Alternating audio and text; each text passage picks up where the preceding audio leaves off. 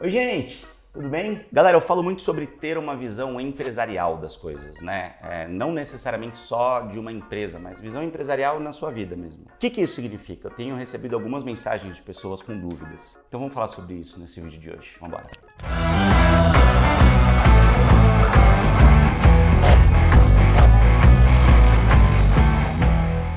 O que é você ter uma visão empresarial da sua vida? Quando eu falo isso, eu não estou falando necessariamente para você elencar a sua esposa ou a sua namorada como a sua chefe, até mesmo porque na prática elas são, né?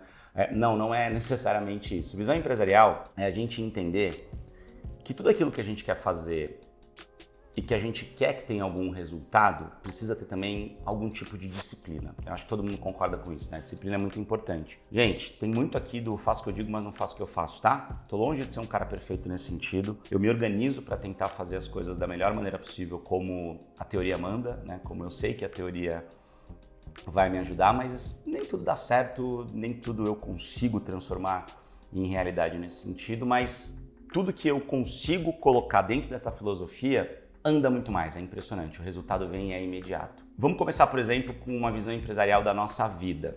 O que significa isso? Significa que a gente sempre tem algum tipo de vontade. Putz, eu quero, sei lá, ter mais saúde, de repente para isso eu preciso emagrecer um pouco mais, eu preciso beber menos refrigerante, preciso comer menos açúcar, enfim. Quando a gente estabelece uma meta como essa, do ponto de vista empresarial, o que acontece? A gente conversa com um superior nosso, esse superior vira e fala assim, você precisa fazer isso daqui e você precisa me entregar isso até tal data.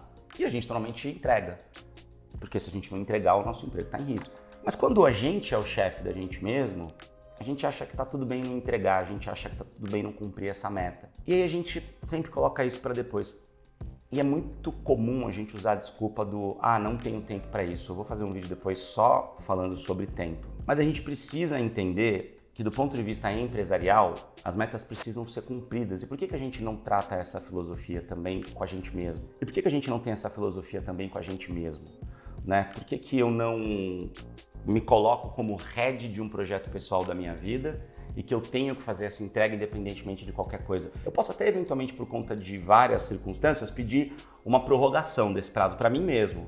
E aí eu mesmo vou virar e responder se eu acho que faz sentido dar essa prorrogação ou se eu de qualquer jeito preciso bater a minha própria meta. É meio loucura isso, né? É uma conversa que a gente acaba tendo com o espelho, mas acreditem, faz sentido, eu falo por experiência própria, de verdade. Uma vez estabelecida essa meta, cumprida essa meta, a gente vai para uma próxima e para uma próxima. E aí é uma coisa também de pensar não só do ponto de vista empresarial como funcionário, mas do ponto de vista empresarial também como gestor. Como é que um gestor pensa a sua própria empresa?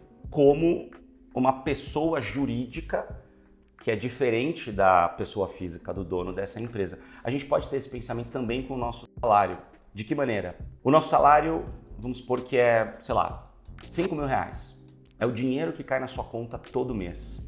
Se eventualmente naquele mês cair algum dinheiro a mais, o que acontece nas empresas, né? O faturamento das empresas ele não é fixo, ele acaba sempre sendo variável e depende de um monte de coisas, depende de vender mais, de vender menos, de ter mais serviços, de aumentar portfólio, contratação, investimento, enfim. Na nossa vida também é assim, quando a gente compra alguma coisa pra gente, um celular novo, uma televisão, a gente está fazendo um investimento na gente mesmo, na nossa própria empresa. E se eu endivido muito a minha empresa quebra. Se eu tomo muito empréstimo para pagar as minhas contas pessoais ou fazer os meus caprichos pessoais, eu quebro, né? Então a gente precisa entender que o nosso salário acaba sendo o nosso faturamento e se eventualmente eu vender alguma coisa, entrar uma grana a mais, isso vira o quê? Fluxo de caixa. Isso vai para uma outra conta ali, para um outro investimento e eu vou fazendo um caixa de mim mesmo, para quando eu tiver alguma dor de barriga ali, quando eu precisar, quando tiver alguma emergência, esse dinheiro vai estar lá para me atender. Ou quando eu precisar fazer algum investimento, eu tenho um fluxo de caixa ali para sustentar esse investimento. É mais ou menos como a gente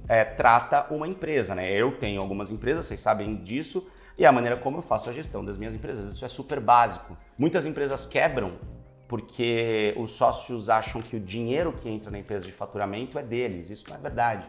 Esse dinheiro ele é da empresa. Os sócios, de tempos em tempos, eles podem fazer algumas retiradas, fazer uma divisão de lucros desse dinheiro que entra. Mas o modelo que se mostra mais eficiente ao longo do tempo é o modelo do sócio ter ali um prolabore, uma espécie de salário. E o faturamento de tempos em tempos é dividido entre os sócios de acordo com a estratégia que eles determinarem. Por que na nossa vida não pode ser assim também? O nosso salário é aquele fixo e eventuais granas a mais que cairiam, inclusive de hora extra, inclusive de um freela que a gente fizer ou alguma coisa do tipo, a gente não separar e colocar numa outra conta.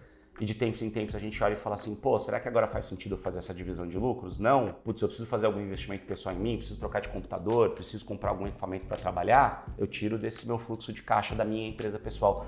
Vocês entenderam o raciocínio? Faz sentido? De repente é uma maneira mais profissional com a gente mesmo, a gente conseguir guardar aquele dinheiro que a gente nunca consegue, porque a gente entende que precisa viver todo mês com um X específico e eventualmente que caia mais disso, não é nosso imediatamente. Vai para essa conta separada, uma espécie de PJ da gente mesmo, e a gente encara isso como um fluxo de caixa da nossa empresa pessoal. Deu para entender a diferença? É assim que eu trato as minhas finanças, é assim que eu trato a minha vida e é assim que tem funcionado muito há muito tempo. E é essa metodologia, é essa disciplina que faz com que eu não gaste mais do que eu ganhe. Eu, graças a Deus, desde quando eu ganhava muito pouquinho, no começo da carreira, antes de ser jornalista, eu sempre fiz isso, eu sempre mantive o meu padrão de vida muito abaixo daquele padrão de vida que eu poderia ter se eu gastasse tudo que entra na minha conta. Até hoje eu faço isso e isso me ajuda muito. Eu acho que essa é uma receita muito importante para a minha vida, que funcionou muito. Isso é ter visão empresarial na nossa vida, do meu ponto de vista. Na minha opinião. Talvez você não concorde, talvez você encontre um monte de gente que pense diferente e tá tudo bem. Mas se eu puder dar uma dica para vocês pensem como empresas, mesmo que vocês não tenham nenhum CNPJ aberto. Desde sempre tenham essa filosofia na empresa de vocês. O que cai na empresa é da empresa, não é salário do dono. Fechado? Assim a gente consegue colocar cada coisa no seu lugar e recolhendo os lucros aos poucos, de acordo com disciplina, com estratégias bem definidas, e assim a gente consegue crescer com muito mais segurança, com muito mais pé no chão. Não esquece de se inscrever no canal, de mandar esse conteúdo para aquele seu amigo que não consegue gerir a própria grana ou que não consegue gerir a própria empresa, pequena, média, enfim. Manda esse conteúdo para quem você acha que vai se beneficiar dele e vamos embora.